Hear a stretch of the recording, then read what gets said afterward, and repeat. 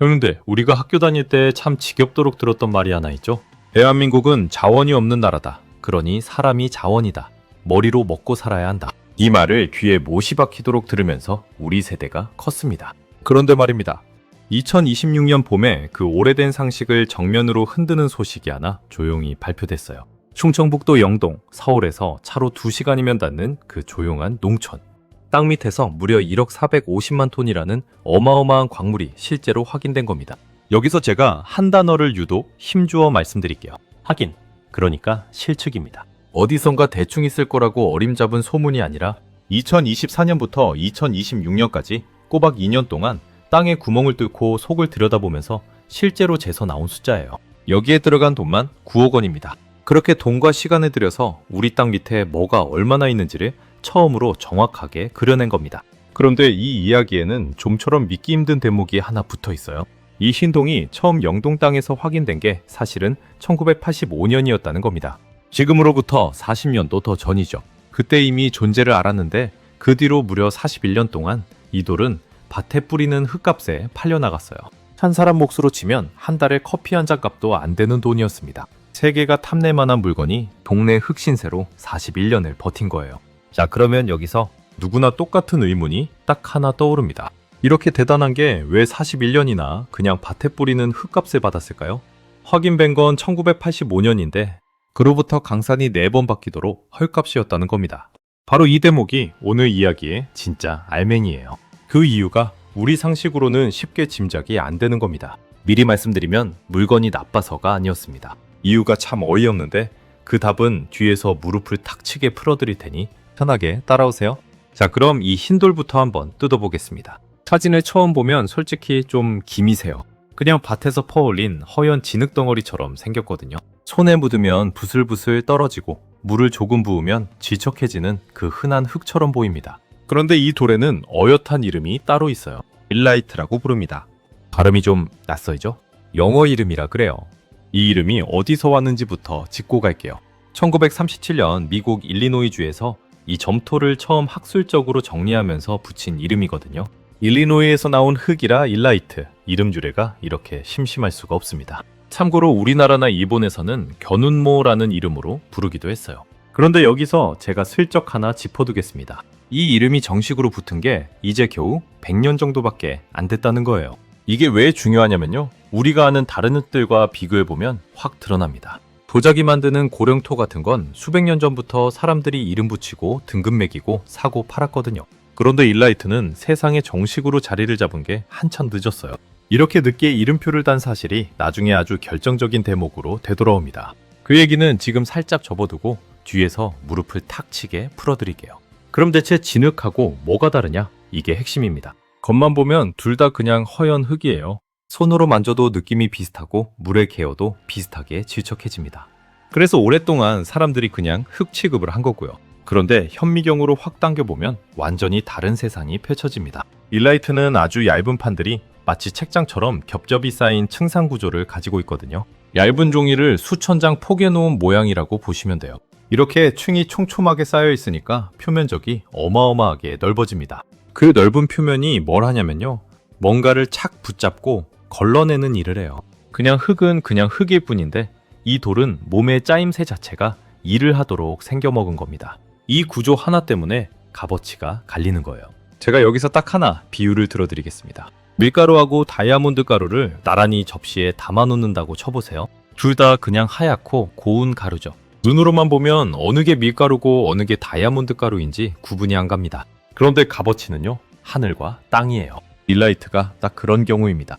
겉모습은 밀가루처럼 흔해 빠진 흰 흙인데 속을 들여다보면 전혀 다른 물건이었던 거죠. 여기서 순도 이야기를 하나 짚고 가야 하는데 숫자부터 던지면 헷갈리니까 그림으로 먼저 그려드릴게요. 땅에서 삽으로 퍼낸 그대로는 이 돌이 절반쯤만 알짜예요. 나머지 절반은 다른 흙이 섞여 있는 상태입니다. 그런데 이걸 아주 곱게 채로 쳐서 미세한 알갱이만 골라내면 거의 다가 알짜인 상태까지 올라갑니다. 자, 이제 숫자를 붙여볼게요. 퍼낸 그대로의 품위는 40에서 45%, 곱게 걸러낸 미세입자 기준으로는 최대 98%까지 나옵니다. 그래서 형님들, 이 두 숫자를 절대 헷갈리시면 안 됩니다. 통째로 캔 흙의 품위하고 곱게 걸러낸 알짜의 순도는 완전히 다른 얘기니까요. 어디서 98%라는 숫자만 뚝 떼서 보면 오해하기 딱 좋은 대목이라 제가 여기서 확실히 짚고 갑니다. 이렇게 있는 그대로 말씀드려야 나중에 실망하실 일이 없어요. 그럼 이 돌이 어디서 나왔느냐? 충청북도 영동입니다. 이름만 들으면 어디 멀리 외딴 산골 같지만 그렇지도 않아요. 서울에서 차로 딱 2시간이면 닿는 곳이거든요. 고속도로가 바로 옆구리로 지나가고 마음 먹으면 주말에 2, 3화 다녀올 수 있는 거리예요. 포도랑 감으로 유명한 인구 4만 명쯤 되는 조용한 시골군입니다. 우리가 머릿속에 그리는 대단한 광산지대, 그런 분위기가 전혀 아니에요. 그냥 평범한 농촌이죠. 그런데 바로 그 땅 밑에서 1985년에 이 흰돌의 광맥이 처음 확인됐어요. 그 시절이면 우리나라가 한창 산업화로 달리던 때인데 그때 이미 이 돌의 존재가 확인돼 있었다는 겁니다. 이름도 알았고 생김새도 알았고 어디서 나는지도 알았습니다. 그런데 말이죠. 여기서 딱 이상한 대목이 하나 걸립니다.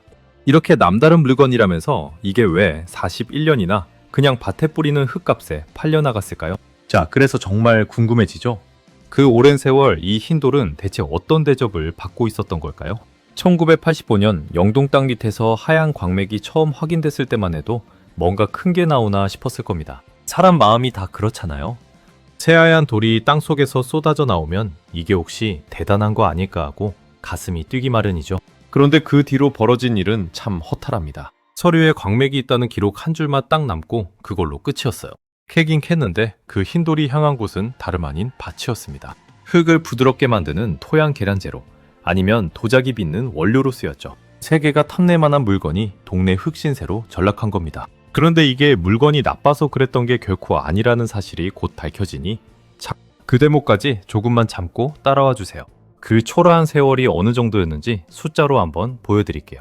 염동에서 한 해에 캐낸 이 돌이 겨우 2,500톤 남짓이었습니다. 톤이라니까 엄청나 보이지만 이렇게 어마어마한 광맥을 깔고 앉은 땅에서 나온 양치고는 손톱만한 수준이에요. 조 단위 재산을 발밑에 두고도 한 해에 겨우 그만큼만 만졌던 겁니다. 우리 월급으로 치면요. 억대 예금이 통장에 잠자고 있는데 정작 손에 쥔 이자는 한 달에 커피 한 잔 값도 안 되는 셈입니다. 재산은 하늘을 찌르는데 실제로 만져본 돈은 부스러기였던 거예요. 형님들, 저는 이 대목이 꼭 이런 그림 같더라고요. 장롱 깊숙이 금괴를 넣어두고도 그게 금인 줄 몰라서 지나가는 고물상한테 흙값 받고 넘겨버린 격이랄까요? 양이 부족해서 그런 게 결코 아니었습니다. 엎기면커녕 발에 채이도록 넘치게 깔려 있었죠.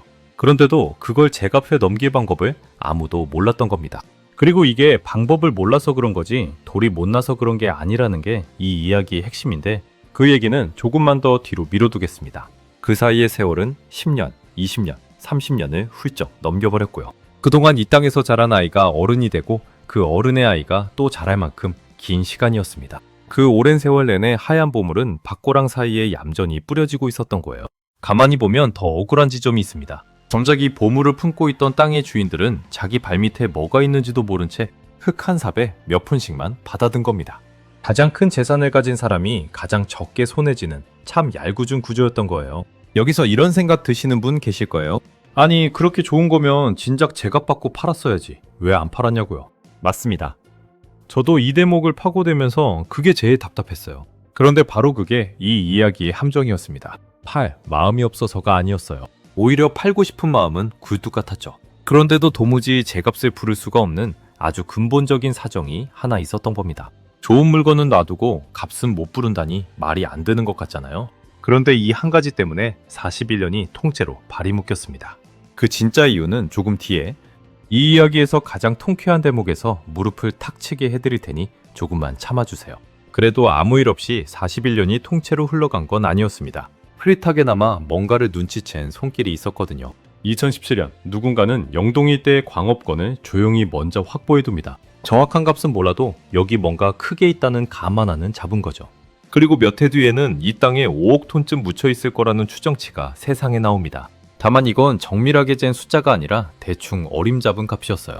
그러다 2026년 드디어 땅을 제대로 파고 들어가 실제로 재보는 조사가 마무리됩니다.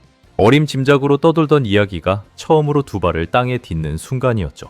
그 결과가 얼마나 놀라웠는지는 조금 뒤에 차근차근 풀어드리겠습니다. 자, 그동안은 이 돌이 억울하게 흙값에 묻혀있던 세월만 봤습니다. 참 안타깝고 속상한 이야기였죠. 그런데 이제부터는 분위기가 완전히 달라집니다. 흙값짜리라고 무시당하던 이 돌이 실은 안에 어떤 실력을 감추고 있었는지 하나씩 정체를 드러내기 시작하거든요. 여태 쌓아온 이 답답함이 이제부터는 반대로 통쾌함의 연료가 될 겁니다. 이 돌이 가진 가장 확실한 재주부터 보여드릴게요. 바로 나쁜 것을 붙잡아 가두는 힘입니다. 이렇게 상상해보세요. 오염된 물속에 카드뮴이나 납 같은 해로운 금속이 둥둥 떠다닌다고 쳐보죠.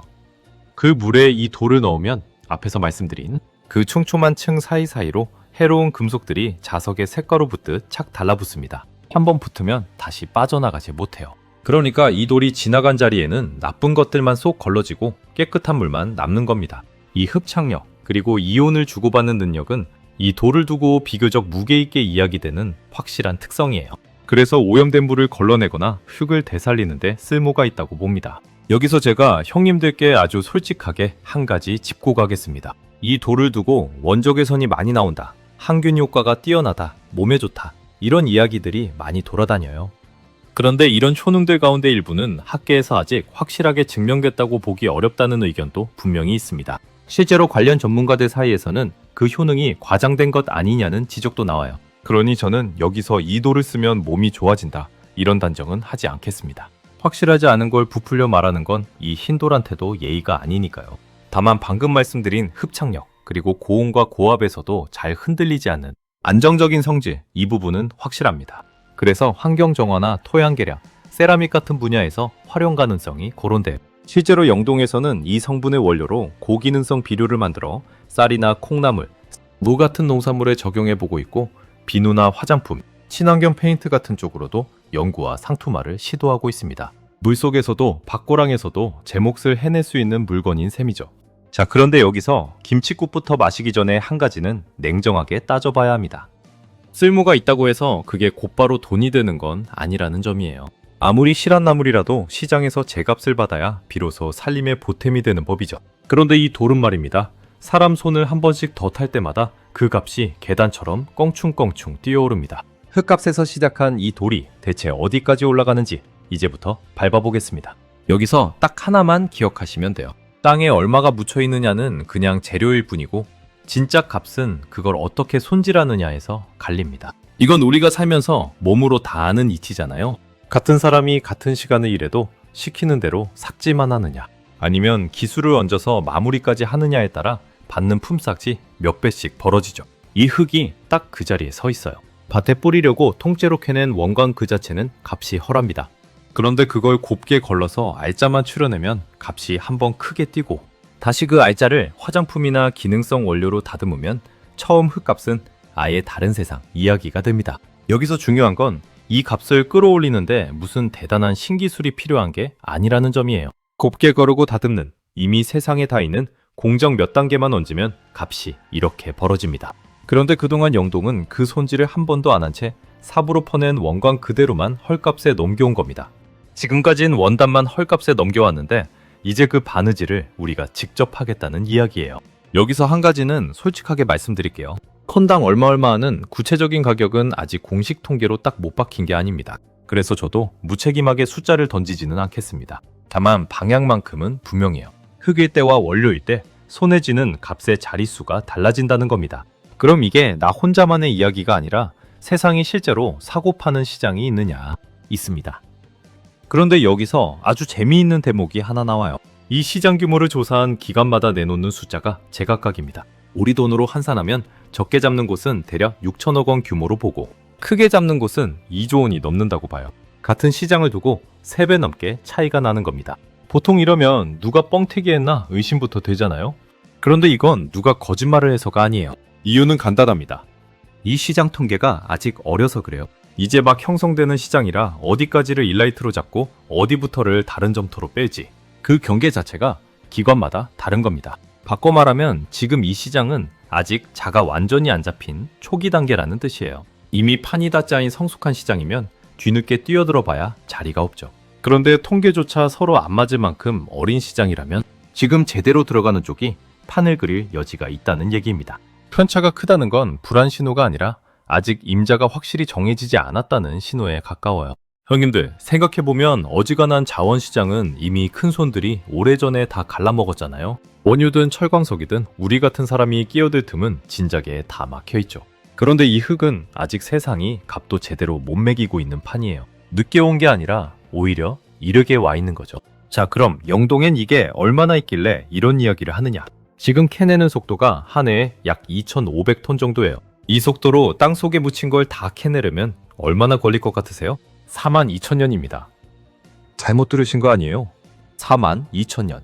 우리가 흔히 자원 이야기할 때 몇십 년 쓰면 바닥난다는 말을 많이 듣잖아요. 석유는 앞으로 얼마 못 간다더라. 그런 이야기요. 그런데 이건 그런 급이 아닙니다. 우리 자식, 그 아래 손주, 또 그 아래로 몇 대를 물려줘도 여전히 땅 속에 넉넉히 남아있는 규모예요. 다만 여기서 한 가지 냉정하게 짚을 게 있어요. 아무리 많이 묻혀 있어도 원단으로만 넘기면 그냥 오래 팔 흙일 뿐입니다. 곳간이 크다는 게 곧 부자라는 뜻은 아니에요. 그 안에서 원단의 바느질을 얻느냐 아니냐, 거기서 이 흙의 운명이 갈리는 겁니다. 그리고 여기서 오늘 이야기에 진짜 반전이 나옵니다. 매장량이 정확히 얼마인지, 그리고 이렇게 어마어마한 걸 41년 동안 아무도 제값에 못 판 진짜 이유 한 가지가 바로 다음에 밝혀집니다. 자, 그럼 이제 이야기의 진짜 반전으로 들어가 보겠습니다. 도대체 이 흰돌이 영동 땅 밑에 얼마나 묻혀 있느냐? 2026년 4월 한국지질자원연구원과 영동군이 함께 조사한 결과가 공식 발표됐습니다. 확인된 양이 무려 1억 450만 톤이었어요. 숫자가 너무 커서 감이 잘 안 오시죠? 저도 처음엔 그랬습니다. 이렇게 생각해 보시면 돼요. 나라 안에서 이 정도면 크다 싶은 크도스 광상이라고 하면 보통 500만 톤 정도를 말하거든요. 그것만 해도 어디 가서 규모 크다는 소리를 듣는 광산이에요. 그런데 영동은 그 20배가 넘게 나온 겁니다. 남들이 큰 광산 하나라고 부르는 걸 20개를 한자리에 쌓아놓은 셈이죠. 여기서 제가 한 가지는 분명히 짚고 넘어가겠습니다. 이건 어림잡은 추정이 아닙니다. 실제로 재서 확인한 실측입니다. 이 둘의 차이는 생각보다 훨씬 큽니다. 부동산으로 치면요, 추정은 저 동네 땅이 꽤 넓다더라 하는 동네 소문이고, 실측은 등기부등본의 평수가 딱 찍혀 나온 거예요. 소문과 서류는 무게가 다르잖아요. 실제로 몇 해 전만 해도 이 땅은 대략 5억 톤 될 거라는 소문 수준의 숫자로만 떠돌았습니다. 그러다 이번에 등본을 떼보니 정확히 1억 450만 톤으로 확정된 거죠. 소문보다 양은 줄었지만 이제는 아무도 못 흔드는 확실한 내 재산이 된 겁니다. 이걸 확인하는데 꼬박 2년이 걸렸고 돈은 9억 원이 들어갔습니다. 이 돈은 충청북도 도비와 영동군비로 나눠댔어요. 땅에 구멍을 뚫어 속을 들여다보는 시추 작업을 20곳이 넘는 지점에서 했고, 여기에 정밀 지질조사와 물리탐사, 그리고 땅속을 컴퓨터 안에 3차원으로 그대로 되살려보는 작업까지 다 붙였습니다. 한두 군데 파보고 대충 넘긴 게 아니라는 뜻이에요. 그리고 여기서 우리한테 반가운 사실이 하나 더 나옵니다. 이 광맥이 땅속 한 군데에 뭉쳐있는 게 아니라 넓은 밭처럼 쫙 펼쳐진 형태로 확인됐다는 거예요. 좁은 지점에 깊게 박혀 있으면 캐내기가 여간 까다로운 게 아닌데 이렇게 넓게 퍼져 있으면 그만큼 손대기가 수월합니다. 땅만 많은 게 아니라 캐먹기도 좋은 자리에 있다는 뜻이니 이건 우리한테 이득인 소식이죠. 9억 원, 물론 적은 돈은 아닙니다. 그런데 그 돈을 들여서 우리 땅에 뭐가 얼마나 있는지를 41년 만에 처음으로 정확하게 그려낸 거거든요. 저는 이게 오히려 싸게 먹혔다고 봐요. 앞에서 봤듯이 이 광맥은 몇 대를 물려줘도 안 없어지는 양입니다. 그 어마어마한 자산을 통째로 서류에 못 박는데 9억 원이 들었다면 이건 두고두고 남는 장사인 셈이죠. 그런데 말입니다. 여기서 끝났으면 제가 이 이야기를 이렇게까지 꺼낼 이유가 없었겠죠. 이 발표 안에는 아무도 크게 주목하지 않은 칸이 하나 더 있었습니다. 바로 처음부터 우리가 품고 온 그 질문의 진짜 답이에요. 이렇게 대단한 돌이 왜 41년이나 밭에 뿌리는 흙값을 받았을까? 저는 계속 아껴온 이 답을 지금 꺼내겠습니다. 이유는 놀랍게도 아주 단순했습니다. 값을 매길 자가 세상에 없었기 때문이에요. 무슨 말이냐면요, 물건값을 제대로 받으려면 그 물건의 등급을 나누는 공인된 기준, 그러니까 저울에 새겨진 눈금 같은 게 있어야 합니다. 예를 들어 같은 흙이라도 고령토는 수백 년 동안 쌓아온 등급 체계가 있어요. 어느 등급은 도자기용, 어느 등급은 종이용, 이렇게 세 개가 공통으로 쓰는 자가 딱 정해져 있습니다. 그러니 사는 사람도 파는 사람도 값을 두고 다툴 일이 없죠. 그런데 이 일라이트라는 광물은 사정이 완전히 달랐습니다. 앞에서 제가 이름 붙은 게 100년밖에 안 됐다고, 이게 나중에 중요해진다고 했던 거 기억하시죠? 바로 이 대목입니다. 고령토가 몇백 년 동안 등급 장부를 써오는 사이에 이 돌은 이름표를 단 지가 얼마 안 된 신참이었던 거예요. 그러다 보니 용도별로, 특성별로 등급을 나누는 표준이 아직 세상에 제대로 없습니다. 눈금이 없는 저울인 셈이죠. 한번 상상해보세요. 저울 위에 아무리 값진 걸 올려놔도 눈금이 없으면 파는 사람도 이게 얼마짜리요 하고 자신 있게 부를 수가 없어요. 사는 사람도 그걸 어떻게 믿느냐 하고 지갑을 안 엽니다. 결국 서로 다투기 싫으니까 그냥 제일 만만한 값에 손을 놔버리는 거예요. 물건은 금덩이인데 그게 몇 냥짜리인지 잴 도구가 없으니 시장은 결국 제일 낮은 값을 매겨버립니다. 그게 바로 흙값이었던 겁니다. 형님들, 물건이 나빠서가 아니었습니다. 계좌가 없어서였어요.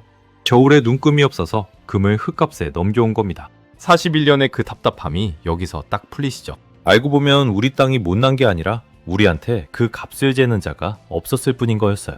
우리 세대가 자원 빈국이라는 말을 그렇게 듣고 살았는데 알고 보니 없는 게 아니라 잴 줄을 몰랐던 것뿐일 수도 있다는 겁니다. 그리고 여기서 한 가지 오해는 제가 미리 막아드리겠습니다. 그렇다고 이 돌의 순도가 세계에서 제일 높다는 얘기는 아닙니다. 그건 사실이 아니고 저도 그렇게 부풀려 말하고 싶지 않아요. 영동의 진짜 무기는 순도가 아니라 물량입니다. 이 정도로 압도적인 양이 그것도 실제로 확인된 상태로 한 자리에 모여있는 경우가 세계적으로도 드물다는 거예요. 생각해보면 순도라는 건 곱게 걸러내는 설비만 갖추면 얼마든지 끌어올릴 수 있는 문제잖아요. 그건 기술로 풀면 되는 숙제예요. 하지만 애초에 땅에 묻힌 양 자체는 아무리 돈이 많고 기술이 좋아도 사람이 만들어낼 수가 없습니다. 하늘이 정해준 몫인 거죠. 바로 그 아무도 못 만드는 압도적인 물량 위에 이제 눈금만 새기면 되는 상황이 된 겁니다. 자, 그렇다면 이제 그 눈금만 만들면 다 되는 걸까요? 우리 손으로 저울에 자를 새기고 세계가 그 자를 인정해주기만 하면 이 흰 돌은 곧바로 제값을 받게 될까요? 아쉽게도 그렇게 간단하진 않습니다. 영동 앞에는 아직 넘어야 할 산이 몇 개 버티고 있거든요. 이 이야기를 제대로 하려면 장밋빛 그림만 그려서는 안 됩니다. 진짜로 우리 것이 될지 냉정하게 짚어봐야죠.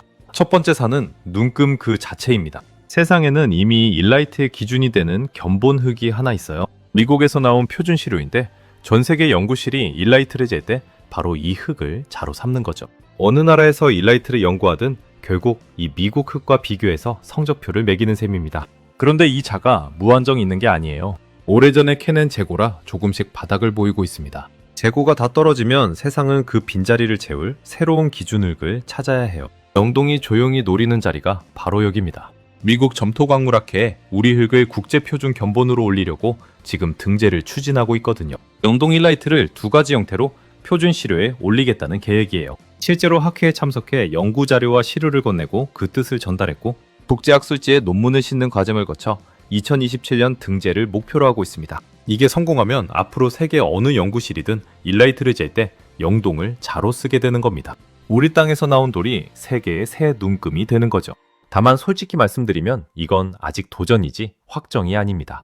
까다로운 심사를 통과해야 하고 시간도 만만치 않게 걸려요. 두 번째 산은 산업의 뼈대입니다. 아무리 좋은 흙을 캐낸다 해도 그걸 받아서 가공하고 값을 붙여줄 공장과 기업이 없으면 결국 다시 흙값으로 되돌아가요. 앞에서 그렇게 억울하게 팔려나갔던 그 세월로 다시 굴러떨어지는 겁니다. 영동군도 이 위험을 잘 알고 있어서 일라이트 지식산업센터라는 걸 세웠습니다. 1130억 원이 들어간 건물인데 그중 120억은 나라에서 됐어요. 2025년 3월에 문을 열었죠. 그리고 반가운 건 여기 들어온 기업이 지난해 8곳에서 지금은 14곳으로 부쩍 늘었다는 겁니다. 텅 비어있던 건물에 기업들이 하나둘 자리를 잡으면서 산업의 판이 실제로 짜이기 시작한 거예요. 물론 아직 수용 규모의 절반쯤이라 갈 길은 남았지만 방향은 분명히 채워지는 쪽으로 가고 있습니다. 세 번째 산이 어쩌면 제일 답답한 부분일지도 모릅니다. 이렇게 세계 최대급 매장량이 실측으로 확인됐는데도 영동 일라이트는 아직 나라의 전략광물로 지정되지 않았어요. 국가가 콕 집어서 관리하고 밀어주는 핵심 광물 목록이 따로 있는데 거기에 이름이 아직 못 올라간 겁니다. 나라의 도장이 한번 찍히면 예산도, 세제 혜택도, 각종 지원도 훨씬 힘있게 붙습니다. 반대로 그 도장이 없으면 좋은 자원을 깔고 앉고도 지방정부 혼자 힘겹게 끌고 가야 하는 거죠. 지금 영동은 딱 그 도장을 기다리는 처지에 놓여 있습니다. 그리고 여기서 저는 형님들께 한 가지 아주 정직하게 짚고 넘어가야 할 게 있어요. 이 매장량이나 효능을 두고 학계와 업계 일부에서는 신중하게 봐야 한다는 목소리도 분명히 있습니다. 실제로 캐서 걸러냈을 때 쓸만한 양이 발표된 수치보다 적을 수 있다는 지적도 있고 앞서 말씀드린 효능 논란도 있어요. 그러니 이 이야기는 무조건 대박이다가 아니라 가능성이 크게 열렸고 이제부터 검증과 도전이 시작됐다. 딱 이 정도로 받아들이시는 게 맞습니다. 저는 형님들께 헛바람을 넣고 싶지는 않거든요.